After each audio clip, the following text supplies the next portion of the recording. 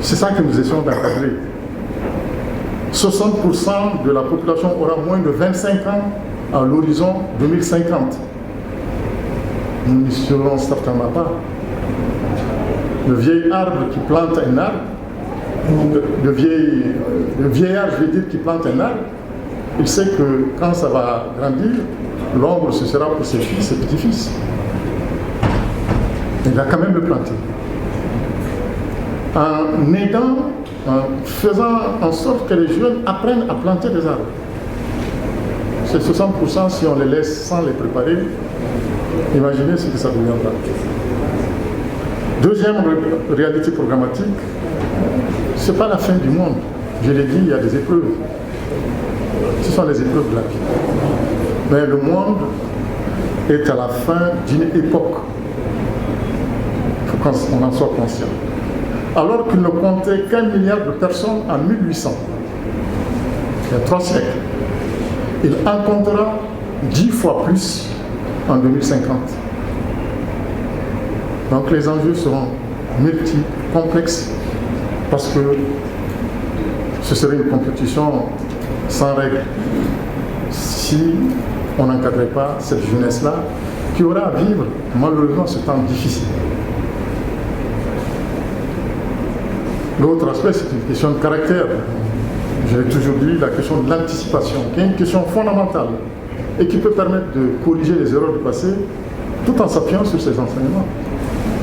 Il y avait un président américain, c'était le 34e, Eisenhower, qui disait « Ce qui est important est rarement urgent, et ce qui est urgent est rarement important. Vous le constatez, vous le savez, et pourtant, depuis tout ce temps, qu'est-ce qu'on a fait? La situation ne change pas. Alors, mesdames et messieurs, concernant les défis que je vais regrouper, qui sont à relever, je considère que ce sont des défis de 2 grands ordres. Ce qui est de l'ordre étatique, qui relève de l'État, tout le régalien. En corrigeant ce que mon aîné vient de dire, il ne faudrait pas que ce soit l'héritage du colon. Nous savons, nous connaissons, on est de la même génération, tous ceux qui sont en train d'aller à la retraite, qui sont à la retraite, on a vu comment est-ce que des pratiques se sont installées.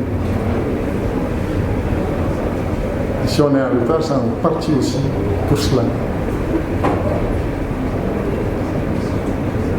Les services sociaux de base, c'est à l'État de les mettre en place. Ceux qui sont ici déplacés, réfugiés, c'est l'État qui peut les encadrer, les aider dans l'ordre. Parce que ce n'est pas fait gratuitement, c'est une façon de savoir tous ceux qui se sont déplacés, qu'en est-il? Est-ce qu'ils sont tous retournés? Si on ne le fait pas, on n'aura pas de statistiques. S'il n'y a pas de statistiques, vous ne pouvez pas parler de développement. Et que ce soit de façon ordonnée. Ce qui incombe à l'ordre du citoyen, dont les questions transversales, ça ne veut pas dire essentiellement que c'est les citoyens ceux qui doivent le faire. Comme l'éducation, je dirais l'éducation civile. La sécurité civile. La sécurité n'est pas établie de façon formelle sans l'implication des locaux, de ceux qui connaissent leur pouvoir, ceux qui sont chez eux. Et donc ça veut dire que naturellement, les agents de l'État devaient se satisfaire de la présence des gens qui connaissent le lieu. Quand il y a un étranger, très vite, tu peux dire qu'il y a un étranger. Mais pas sans l'inconnu. C'est ça la sécurité civile. C'est aussi la pacification sociale. Une fois qu'on a la paix, ça ne veut pas dire que tout est rose. Il y a beaucoup d'efforts qui impliquent plusieurs catégories d'acteurs.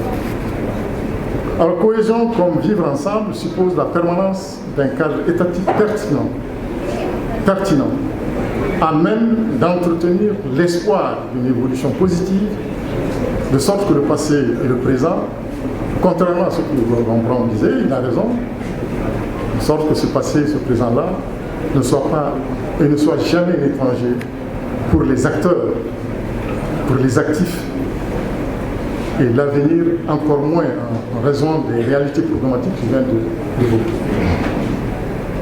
C'est une invite aux citoyens qui doivent trouver cette voie discrète qu'est la conscience collective, usant de formes authentiques et de vertu pour en faire une source de prodige. Ça ne viendra pas comme ça si l'on n'est pas mobilisé. Si chacun était resté à sa place, on ne se serait pas rencontrés. Et Dieu me le dit, je lui fais confiance, pour ça j'accepte. Ce n'est pas tous les jours que je peux accepter ce genre d'échange. Parce que quand il n'y a pas d'effort, de guerre lasse, vous n'allez pas vous comprendre. Quand vous n'avez pas l'idée de ceux qui sont sur le terrain, qui souffrent, vous ne connaissez pas leur douleur, on ne peut pas en parler. On ne peut pas. Alors pour moi, source de prodige, 3 voies. Savoir se poser les bonnes questions sur ce qui est advenu. Qui est cet échange-là entre vous? Au-delà des générations, c'est utile. Chercher à connaître objectivement ses responsabilités et ses propres limites. Nul n'est capable de tout. Nul ne sait tout. Nul ne peut résoudre tout seul tout. Donc, il faut apprendre à accepter se remettre en cause, c'est prendre du recul. Beaucoup ont fauté, mais ils ne veulent pas que la faute soit indexée. Dans leur conscience, ils savent qu'ils ont fauté. Mais il faut les libérer. La seule façon de se libérer, c'est d'accepter, échanger, discuter, contribuer. On peut commettre des erreurs, mais on peut aider les autres à ne pas commettre la même erreur. Donc en termes de responsabilité limite, ce serait bien de faire et comprendre vraiment la bonne manière de coexister. C'est à ce prix que le citoyen, à mon avis, pourra se réconcilier avec l'État.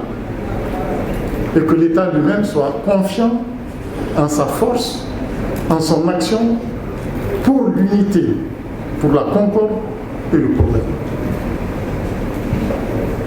La gouvernance institutionnelle n'aura de marge bénéfique qu'à la condition de convaincre le citoyen d'une prise en charge satisfaisante des défis propres à son champ.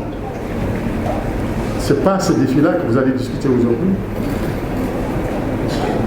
Les institutions ont leur profil, des défis stratégiques, des défis politiques, les défis sociaux, les défis d'ordre géopolitique. On ne demande pas aux citoyens de se saisir de ces défis. Par contre, l'État est toujours concerné, aussi bien que d'autres acteurs, par le registre des défis que nous verrons d'évoquer plus haut. En parlant de défis existentiels et sécuritaires, cela implique à la fois les pouvoirs publics et la communauté des citoyens, dans l'optique de survivre à l'innommable. Il se passe des choses, on ne sait pas, on ne comprend pas ce qui se passe. Dans l'optique de surmonter la